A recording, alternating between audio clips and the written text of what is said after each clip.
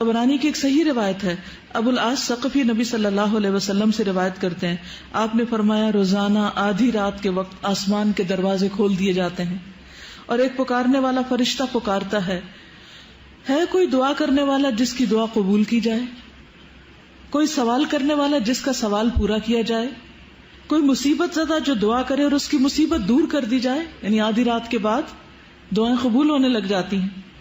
اللہ عز و جل ہر دعا کرنے والے مسلمان کی دعا قبول فرماتا ہے سوائے زانیہ کے جو اپنی شرمگاہ کے ذریعے غیر مرد کو سیراب کرتی. زانیہ عورت جو مرد کا دل بہلاتی ہے زنا کے ذریعے، اس کی دعا نہیں قبول ہوتی. پھر زنا کرنے والے لوگ خود اپنے آپ کو اللہ کے عذاب کا مستحق بنا لیتے ہیں. عبداللہ بن عباس کہتے ہیں رسول اللہ صلی اللہ علیہ وسلم نے فرمایا جب کسی بستی میں زنا اور سود عام ہو جائے تو گویا اس بستی کے لوگوں نے اپنے آپ کو اللہ کے عذاب کا مستحق بنا لیا کہ ان پر کسی بھی طرح کا عذاب آ جائے. پھر اسی طرح زانی کو دنیا میں بھی اللہ کی طرف سے سزا مل کے رہتی ہے. یعنی ایک ایسا جرم ہے کہ جس کی سزا دنیا میں بھی ملتی ہے. حضرت انس کہتے ہیں رسول اللہ صلی اللہ علیہ وسلم نے فرمایا 2 گناہ ایسے ہیں جن کی سزا میں جلدی کی جاتی ہے اور دنیا ہی میں دے دی جاتی ہے. نمبر 1 زنا اور نمبر 2 والدین کی نافرمانی، ماں باپ کی بات نہ ماننا. اور آپ دیکھیے کہ جو شخص ایسی بیماریوں میں مبتلا ہو جاتا ہے، یعنی زنا جیسی بیماری میں مبتلا ہو جاتا ہے، تو پھر اس کو ایمان کیسے رخصت ہوتا ہے؟ اس گناہ کو چھپانے کے لیے جھوٹ پر جھوٹ بولتا چلا جاتا ہے. ایک نہیں کئی ایک جھوٹ بولتا ہے. اور جب کوئی انسان جھوٹ بولتا ہے تو اس کے منہ کی بدبو سے فرشتہ کئی میل دور اس سے چلا جاتا ہے. اس سے اللہ سبحانہ وتعالیٰ کی پروٹیکشن ہٹ جاتی ہے اور وہ شخص ذلیل ہو کر رہتا ہے. دنیا میں بھی انسان پر طرح طرح کی بیماریاں اور طرح طرح کے مصیبتیں نازل ہوتی. پھر بڑھاپے کی عمر میں زنا کرنا اللہ کے غضب اور غصے کو بھڑکاتا ہے. اللہ تعالیٰ قیامت کے دن 3 لوگوں سے بات نہیں کریں گے غصے کی وجہ سے، اور نہ جنت میں داخل ہونے کے لیے پاک کریں گے.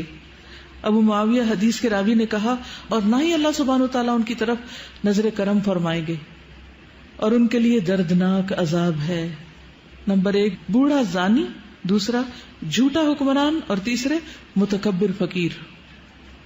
پھر اسی طرح جس بستی میں زنا عام ہو جائے وہاں موتیں بہت ہونے لگتی ہیں، موت کی کثرت ہو جاتی، قتل کی کثرت ہو جاتی. پھر اسی طرح کسی بھی غیر حاضر شخص کی بیوی سے زنا کرنے والے شخص پر اللہ تعالیٰ قیامت کے روز ایک سانپ مسلط کر دیں گے. یعنی کسی عورت کا شوہر کہیں گیا ہوا ہے اور ظاہر ہے کہ ہسبینڈ کا یہ کام ہے کہ بیوی کو پروٹیکٹ کرے اور وہ اکیلی ہے، تو اس کو اکیلا پا کر کسی نے اس کے ساتھ اگر برائی کی تو ایسا شخص قیامت کے دن اس انجام سے دوچار ہوگا. عبداللہ بن عمرو کہتے ہیں رسول اللہ صلی اللہ علیہ وسلم نے فرمایا جو شخص کسی غیر حاضر آدمی کی بیوی کے بستر پر آ کر بیٹھتا ہے اس کا انجام اس شخص جیسا ہے جسے قیامت کے روز زہریلے سانپوں میں سے ایک سانپ ڈسے گا.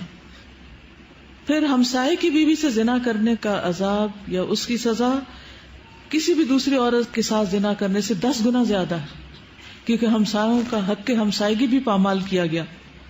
حضرت مقداد بن اسرت کہتے ہیں رسول اللہ صلی اللہ علیہ وسلم نے اپنے صحابہ سے دریافت فرمایا زنا کے بارے میں تمہارا کیا خیال ہے؟ صحابہ نے عرض کی زنا کو اللہ اور اس کے رسول نے حرام قرار دیا ہے، لہذا وہ قیامت تک حرام ہے. پھر آپ صلی اللہ علیہ وسلم نے صحابہ کرام سے فرمایا ایک آدمی اگر 10 عورتوں سے زنا کرے تو یہ گناہ اس سے کم ہے کہ آدمی اپنے ہمسائے کی بیوی سے زنا کرے. ہمسائے کی بیوی سے زنا ایک تو حق ہمسائیگی پامال ہوتا ہے، اس کے علاوہ کیا وجہ ہے کہ اس کو کیوں زیادہ برا کہا گیا؟ اعتماد کا رشتہ ہوتا ہے اور ساتھ ساتھ گھر ہوتے ہیں نا، تو سارے راز معلوم ہوتے ہیں کس دن کون اکیلا ہے، کون گھر میں ہے نہیں ہے. پھر اسی طرح تانک جھانک کے مواقع بھی ہوتے ہیں اور کئی طرح کی خرابیاں اس میں آ جاتی. کسی بھی وقت پیس آف مائنڈ نہیں رہتا، انسان ایک خوف کا شکار رہتا ہے. کیا آپ کو پتا ہے کہ آخرت میں ایسے شخص کا انجام کیا ہے؟ کسی کو معلوم ہے؟ جو دنیا میں زنا کرتا ہے قیامت کے دن اس کا انجام کیا ہے؟ شابش. سمرہ بن جندب نبی صلی اللہ علیہ وسلم کی حدیث روایت کرتے ہیں، آپ نے فرمایا کہ معراج کے موقع پر جب آپ نے جبریل سے پوچھا، اور ایک اور روایت آتی ہے کہ خواب میں آپ نے یہ دیکھا سب منظر، اور انبیاء کے خواب حقیقت ہوتے ہیں، سچے ہوتے ہیں. تو انہوں نے جبریل اور میکائیل سے پوچھا کہ جو مناظر آپ نے مجھے دکھائے ہیں ان میں سب سے پہلے جس شخص پر آپ کا گزر ہوا اس کے جبڑے نتنے اور آنکھیں گدی تک لوہے کے آلے سے چیری جا رہی تھی، تو یہ کون تھا؟ تو بتایا گیا یہ وہ شخص تھا جو صبح کے وقت گھر سے نکلتا، جھوٹی خبریں گھڑتا جو آنن فانن ساری دنیا میں پھیل جاتی، اور اب میڈیا کے ذریعے ایک جھوٹ پوری دنیا میں کروڑوں بار ملٹی پلائی ہو جاتا ہے، اور ننگے مرد اور عورتیں جو آپ نے تنور میں جلتے دیکھے، کتنا ٹائٹ ہوتا ہے، وہ زانی مرد اور عورتیں تھیں، یعنی دنیا میں زنا کرنے والے مرد اور عورتیں اس تنور کے اندر آگ میں جل رہے تھے۔ اور تیسرا شخص جو خون کی ندی میں غوطے کھا رہا تھا، جس کے منہ میں بار بار پتھر ڈالے جا رہے تھے، یہ وہ شخص تھا جو دنیا میں سود کھاتا تھا۔